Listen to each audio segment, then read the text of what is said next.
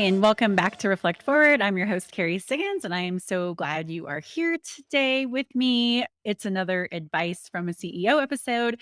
And today I want to talk about emotional strength, why you need to have emotional strength to become an executive leader. For sure, if you want to get to the C suite, emotional strength is really all about how you handle stress.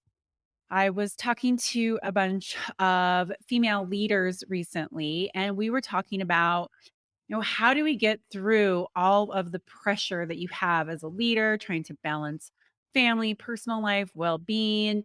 And stress management is something that is just a topic that is on everybody's mind. And it certainly was with these ladies as we were discussing, how to be better at how to get better at leadership, how to be more successful, and how to achieve all the things that we want. So it got me to thinking about emotional strength and really how it can set leaders apart, the very best from the ones who just don't quite ever make it to where they want to be. I also just did a leadership competency model with a consultant, and emotional strength was a very high priority. And that makes sense, right? It is so stressful. Every leader is getting thrown curveballs constantly. And there's so much change, so much volatility that you can't break down. Like, you always have to figure out how to persevere and be strong and get through things. And it doesn't mean that as a leader, you don't have those feelings. Doesn't mean that you don't go home and maybe sometimes just break down and cry. I know I certainly have, or, have to go blow off steam or accidentally lose your mind over something because you are so stressed. But to be really exceptional at your job, you have to figure out how to build up your emotional strength and handle stress really, really well. So, today I want to give my tips on how to build emotional strength and how to be better at handling yourself when you get really stressed, ideally, to reduce your stress. After 15 years of running Stone Age and raising a family and doing all the other things that I do, podcasting, writing, all of those things, I've learned how to manage my stress. And I've also learned how to just not let things stress me out so much. And that's what I want to share with you. So the first thing is I prioritize myself. And I know this is a foreign concept to so many people, and it may sound selfish, but it is not. If you are not taking care of yourself, you cannot take care of other people. So I absolutely prioritize exercise. For me, getting a workout in every day is imperative for me being, I don't know, tolerable to even be around. And so I prioritize that. I make decisions in my life so that I can get up and work out early every morning. I go to bed early at night.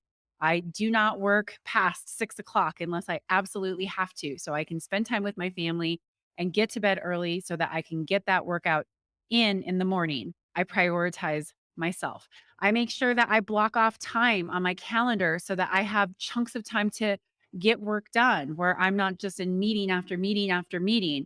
That is prioritizing yourself when you do things like that. And I suggest self care, getting a massage every week or every other week, or meditation, or acupuncture, or whatever it is that is your stress relief. Prioritize it. That's the only way that you can manage stress, is if you are doing things that make you feel good about yourself or make you feel better every single day. If you want to be an exceptional leader, you have to do this. You just cannot push and push and push until you burn out, until you lose your mind over something, react in a way that you don't want to, or you know what, just say, I quit. I can't do this anymore. This is not the life I want to lead. And then all of the people who are relying on you to lead your company, lead your team, they're left without you and the world needs you. So prioritize yourself. That's the first one. The second one is you have to be really clear about what you want. I listen to people talk about their lives and their stresses and maybe how unhappy they are. But I also don't see them being willing to make the changes. And part of that is because they don't know what they want. And when you know what you want, you can prioritize that and you can make different choices in your life to say no to things that don't help you get on that path. So for me, I know very clearly what I want. I want to grow my company to, a certain valuation, fast growth. I want to learn M&A so that I can acquire new companies and really fit them into our organization really, really well, better than any other leader can. That's my mission. I want to write a book. I did write a book. It's going to be coming out later this year. I wanted to start a podcast because I want to create this whole idea around thought leadership. I know what I want. I want to be a great mom. So that's what I prioritize. I am crystal clear about what I want. I even have all of these things written in my iPhone on my notes so that I can look at them so I can remember, hey, this is what's most important to me. And why that's so important is that when you know what you want, you can say no to other things. So for example, I often feel guilty that I don't volunteer in my community more. Community building is absolutely something that's important to me, but I want to give my time to my family, to my business, and to creating my speaking and writing platform so that I can hopefully make a bigger impact on the world. And so I have to say no to those things because it doesn't fit into my 3, 4, 5 year vision. I can do that later on in my life. And so being really clear what you want helps you manage your stress because then you can say, okay, I want to do this. I want to be this. And if I do these things or don't do these things, it's going to help me or not. So get really clear on what you want. The other thing is, no is a complete sentence. You have to be okay with saying no. And I get it. You feel guilty when you say no. Maybe some of you don't. You're so lucky if you're that person. I certainly know that I feel guilty when I say I can't do things, but I never want to go into any commitment feeling one, resentful that I said yes to it, going, oh, why did I do this? Because that's not good for me. And that's not good for the person who I committed to. And two, I don't want to overcommit myself so that I can have time to work on the things that are important to me to help me achieve that vision. So it's okay to say no. And you don't have to make up excuses. Do not lie. Tell the truth about why you're saying no. Telling those little white lies might make it easier in the moment, but it doesn't make you feel good about yourself. It's okay to just say no. And that's a complete sentence. The next thing is focus. Focus, focus, focus. The only way that I'm able to manage my stress with all of the things that are going on is that I stay focused. I plan out my day. I use Asana to keep track of the things that I need to get done in a given week. Sometimes I break it down by the day. And I love it when I click the box and like the little unicorn who, like, I don't know, sprinkles rainbows everywhere comes out and makes me feel like, oh, good, I accomplished something today and it helps me stay focused. But if you're letting yourself get distracted by ugh, phone calls coming in, emails popping up, text messages, the TV calling you, you are not going to achieve what you want. And it actually makes you feel more stressed. So stay focused at least in those, 8 hours of day that you're working. Make sure that you are working on the most important things and don't let those distractions come in.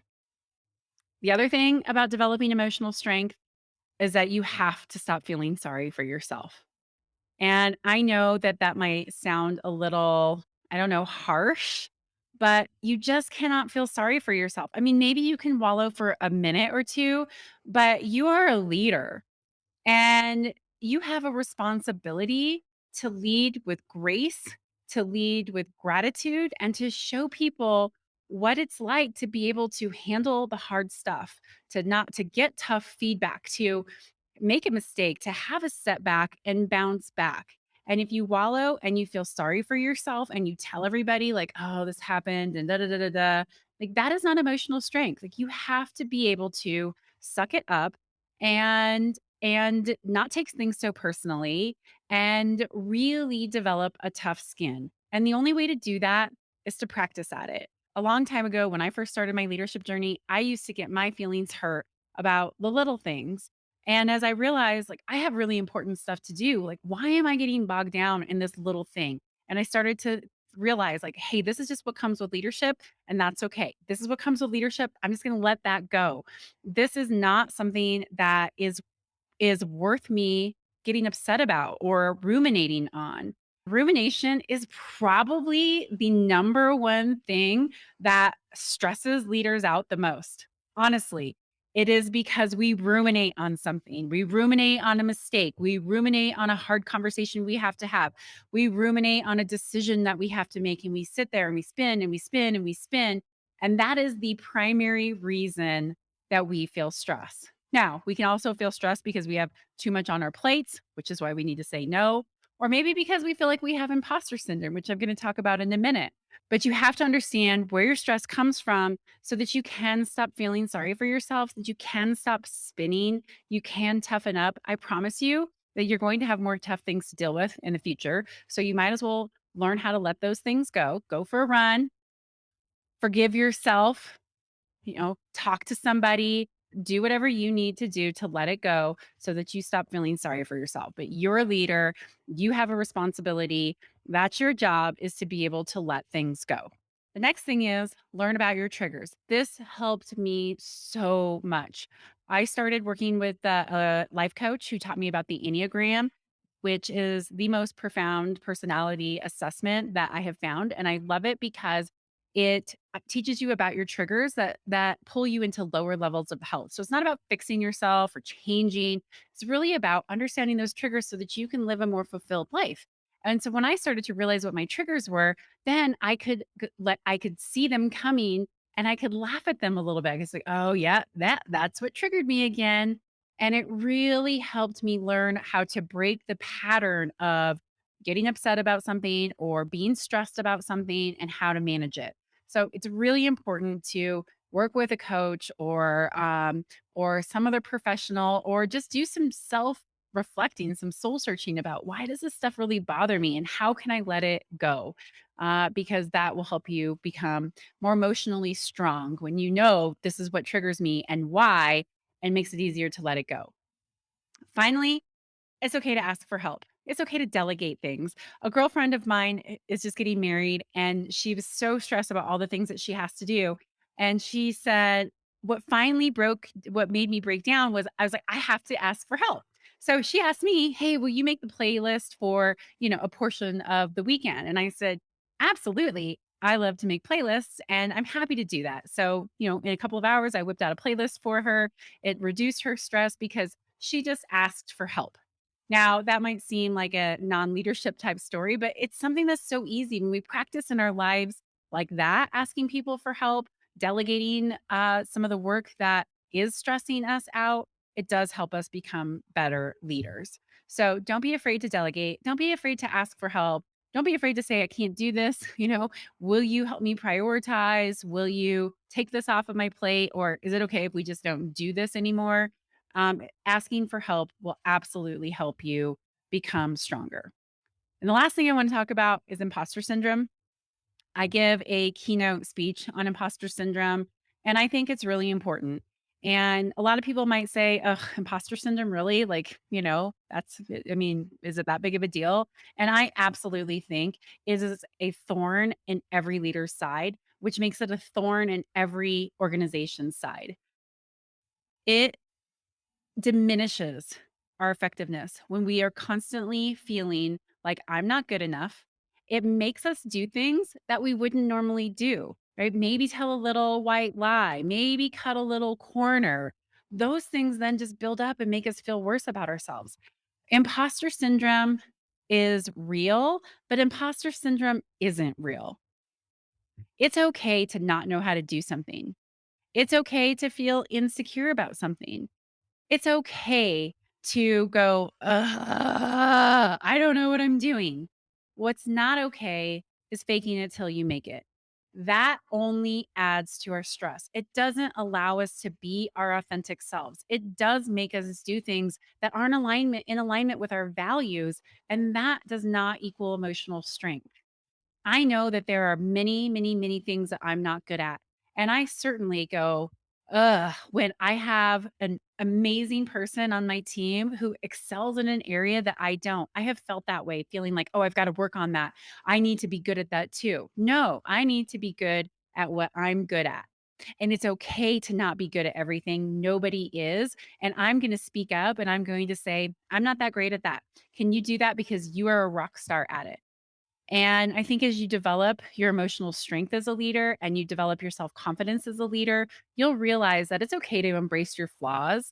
It's okay to say, I'm not good at these things, and let the good parts shine through. When you are doing work that is in alignment with your values, your purpose, and your skills and talents, it's so much easier to let the stress go. It is easier to build emotional strength. If you are doing things that you are not good at, that you are feeling like you have to fake it until you make it, you're not building emotional strength.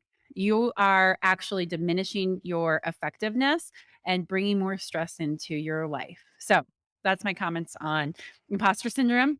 If you are interested in hearing more, reach out to me. I would be happy to come in and talk to your leadership team, your organization about this because I really do believe it is a big part of emotional strength and why leaders fail is because they try to hide their flaws and they fake it till they make it. And that does not lead to success.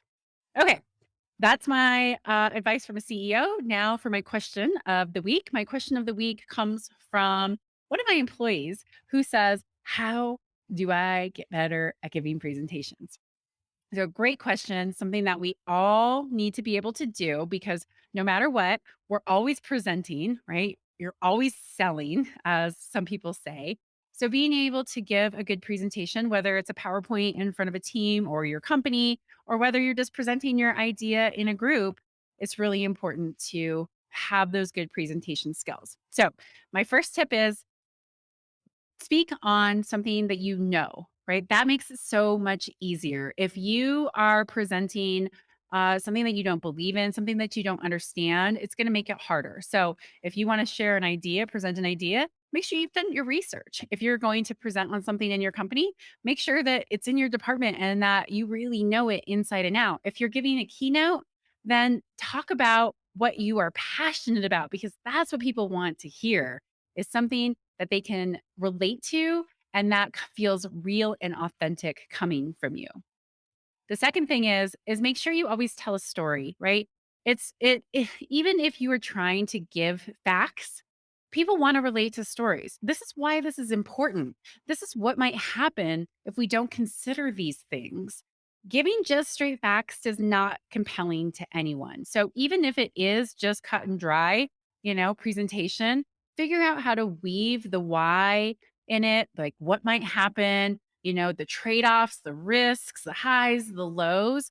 It will make your story, your presentation so much more compelling. The next thing is use your voice inflection. Nobody wants to listen to a presentation that just has a very monotone kind of thing. Using your voice inflection really helps. When something's really exciting, talk about it. When something's tough, yeah, it's gonna be tough. And we need to address this. That matters. That helps bring people in. So think about your voice inflection as you're telling that story, as you're giving your presentation. The next thing is practice. That always helps, but you don't want to come across as scripted. So you know your topic and you have your points there, but be authentic. Nobody expects you to be perfect. In fact, they don't want you to be perfect. I flub stuff all the time.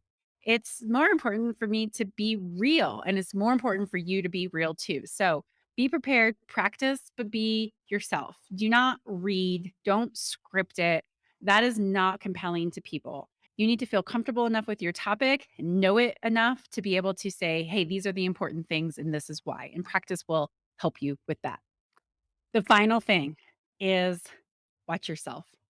Go back and watch a video of your presentation. It's painful. It is not the most fun thing to do, but it will help you understand if you're telling a compelling story. It will help you see if you're using voice inflection effectively. It will help you see if you do sound scripted or if you didn't share that story. So, if you want to get better at it, and as a leader, and especially as an executive leader, you've got to hone in your presentation skills and going back and watching yourself, however bad it sucks, it's really important to do. Okay. That is advice from a CEO on Reflect Forward today. I hope that that was helpful. And I look forward to hosting you for our next one. And if you like this podcast and video cast, please like, subscribe, share. I have this on YouTube now, so please subscribe to my YouTube channel. Rate, write a review. Those are always so helpful for getting the word out. Thank you. Have a wonderful day.